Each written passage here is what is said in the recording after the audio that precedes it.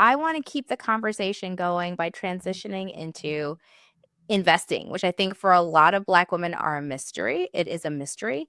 And so if we could get started today with building a wealth portfolio, making that wealth decision, how does investing factor into that? Yeah, so investing is, I mean, maybe more biased, but I think one of the most important things that we can do as Black women. Um, it's so simple to do, and I'll tell you how to do it in a second. But it's a very simple thing, and it's something that I originally got really intrigued with the world of investing. Like when I was in my teens, I realized really early on that I did not want to always have to work like trade hours for dollars. Working at like Macy's or Target and things like that when I was younger, getting paid $5, $6, $7 an hour. I'm like, this cannot be the end all be all. Obviously, I knew I would go to college and make more money, but I was really intrigued to figure out how wealthy people were, one, getting wealthy, but also growing their wealth. It was pretty much three ways. It was real estate, investing, and entrepreneurship. I had already dabbled in entrepreneurship. I didn't have enough money to buy a house. So I figured I would really just dive into the world of investing. And what I learned in it was just literally how, and I hate to use the word simple, but how simple it can be to select some of the best investments, which I always tell people to make a list of the companies that you love, that you frequent, that you follow, that you admire. And that is like literally how you decide. You can make that first list of what investments you want to make. My very first two investments when I was 16, I had about $50. I put $25 into Apple stock. And you guys know that panned out. And then $25 into Jones Soda, which did not pan out very well. And continued to add more money into those respective companies over time, and then started adding more and more money into it. And so just being able to see, even at the age of 16, how I would put my money in, go to sleep or whatever, not look at it for a couple of days. And now that $50 maybe has grown to 75. And I did no physical work or labor. And that's when I was just like, okay, I'm onto something here, right? Now, obviously, with the stock market, it has its ups and downs. But if you ever look at any stock market chart over time, it always goes up north, right? No matter what it does. And so for me, it has been just a game changer, which is why I think it's so important for especially for Black women to see that we don't have to work so hard for every single dollar. I'm on a mission for women to work smarter, not harder, which is why so many women face this burnout. They're working so hard. As Black women, we're taught that we can, yes, it's great that we can do all the things. We can cook, we can clean, we can make the money, we can do all the things, which is great. But sometimes you don't have to do all the things, right? And there's smarter ways that you can do it. So that's why I feel like investing is just so important. It is literally uh, going out, you go out, you make your money, you're bringing it in, and now your money is working for you, right? So one of my favorite things is to give your dollars jobs. So when I make money, once it is made and now into my territory and my bank account, this is not its time to start to sit there and be lazy. No, because I went out and did something to make this money. So money, you can't come in here and just be sitting lazy. You have to go and make money for me, right? And that's why I say assigning dollars, various jobs. Some of it's going to go and maybe pay the mortgage. That's this job. Some of it's going to go into my retirement account. Some is going to go into just the wealth building portfolio. Some is going to go into the kids investment portfolio. And these dollars have jobs to multiply themselves, not sit and be lazy, but to multiply themselves. And this is why I think that this is so important, because it helps more people to start to reach those levels of wealth. I mean, you're not going to save yourself to wealth. I mean, you could, but it's going to take you a lot longer, right? A whole lot longer. And I think this is really just why the whole investing concept is so important. So, what do you say to people who have anxiety around investing? Like, there's Mhm. people out there who have debt. They're saying, I don't make enough money to invest, or I still have, a huge amount of debt.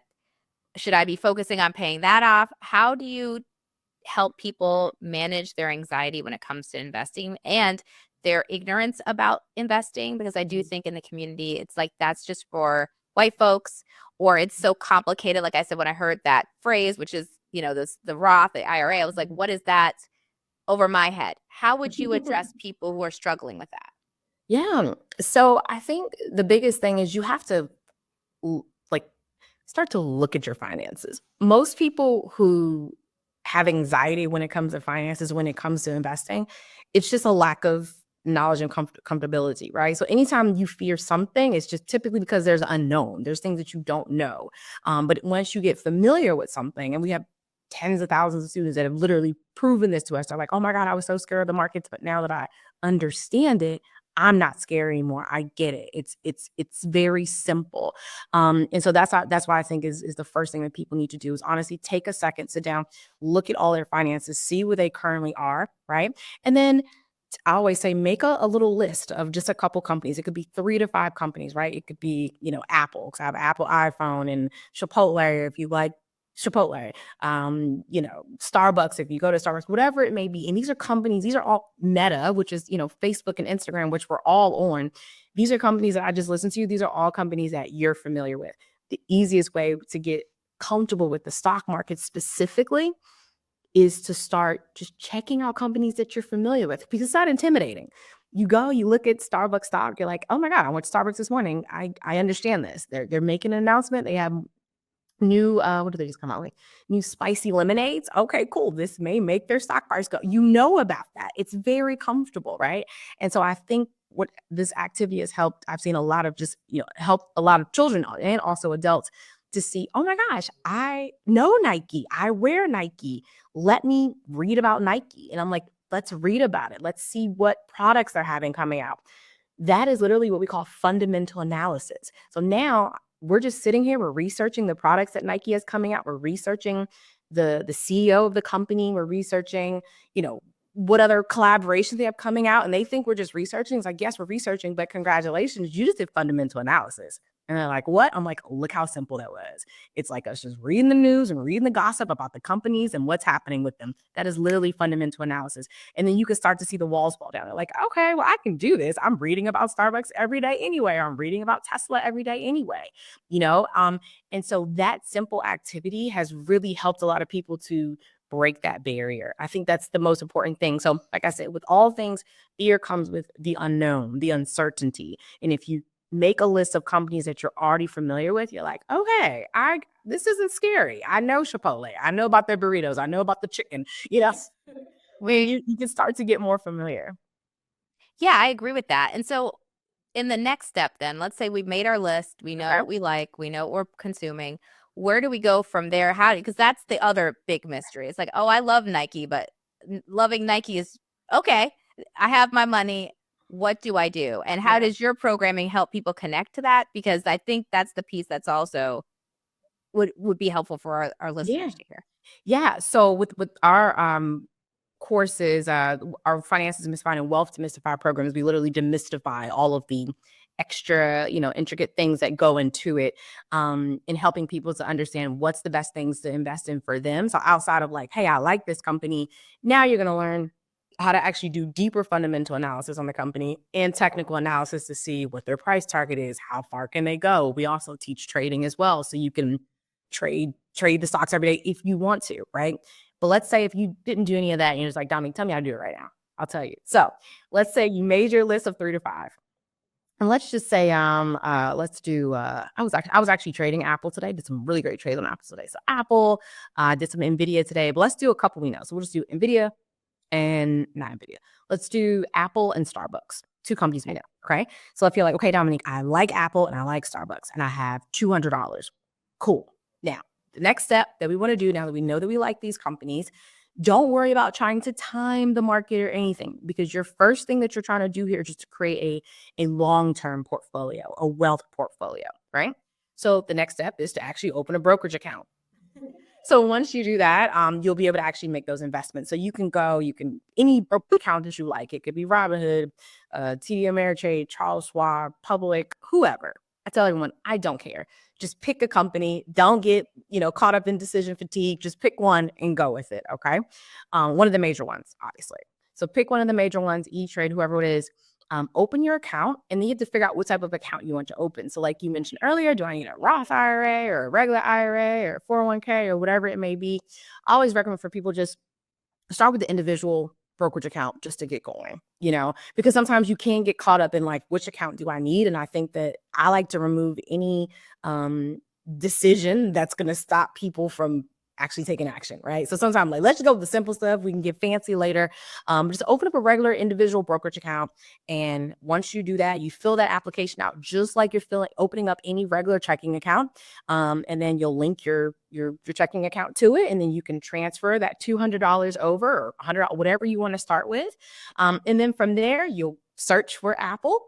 You look for it says buy, boom, hit buy $100 of that. And then what's the other one? Search for Starbucks, boom, buy, and then you buy $100 of that. We have some videos in our courses that show you how to do it, but it can be as simple as that.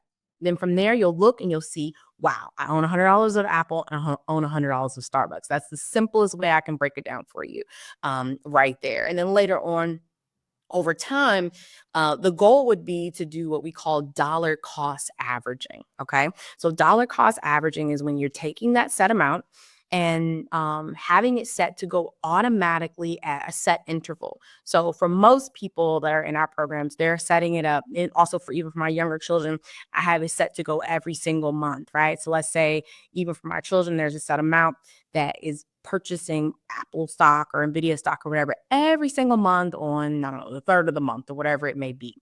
But it's to set it and forget it. I don't have to think about it. As life is constantly going on, I don't have to think about, oh my God, did I buy my investments? Don't worry about that. But if you could set it and forget it, it can be one of the it's wealthy people's one of their favorite ways to build wealth, right? I call it lazy investing, but it's not really lazy, but you know what I'm saying? You don't have to do anything at all. You're literally setting it one time and it's just literally, purchasing these shares.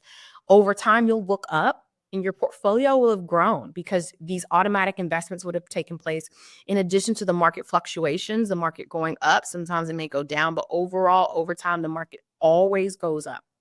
Okay. The stock market sees on average about 12% a year. Some of these other like new AI companies, they're seeing 100% returns or 200% returns. And so that is like the simplest way to start like right now. It's the simplest way. Yeah, I think you really broke it down very easy. And I think that is the point, that there's no reason not to, right? Mm-hmm. We're not saying invest thousands of dollars if you don't have Yep. it. We're not saying go just start. And I think it's the exercise that builds confidence, like actually doing it, right? You put Yeah. $100 in, you're like, okay, that was scary, but I did it. Oh, I see it. I see it works. Now I see, I come back in a month, check on it, couple months, okay, a little bit more in, right? And the set it and forget it piece is key, because if you do not put that into your life as like a lifestyle, the same way you said, oh, you're definitely gonna forget it. Like just like we automate our bills, we automate, like we're not gonna let our mortgage or our rent payment lapse, right? We have to automate investing, and like you said, start with something you feel not so anxious about, you can part with. But once you see it going, you're like, okay, I'm gonna double my investment. Yeah, triple it. Okay, this is working for me. And the minimum too, because a lot of people think, like you mentioned earlier, that you need a lot of money, and you don't. You literally can start with at most of these firms with $1, literally. You can literally, and that's another thing. Another thing too is called fractional shares.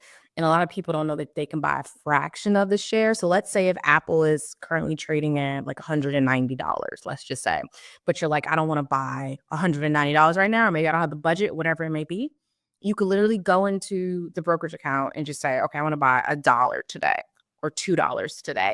It's not going to get you a whole share, but it's going to give you a fraction of that share. So it's going to tell you like, okay, Kelley, this $2 going to get you 0.00000 whatever percent of the share. And then over time, you can keep adding money in, and eventually you may have one share and then two and three and four. And so I think that's a great way, like you're saying, for people that like, I need to ease in. I can't just throw it all in. Cool, girl. I got to wait for you to do that too.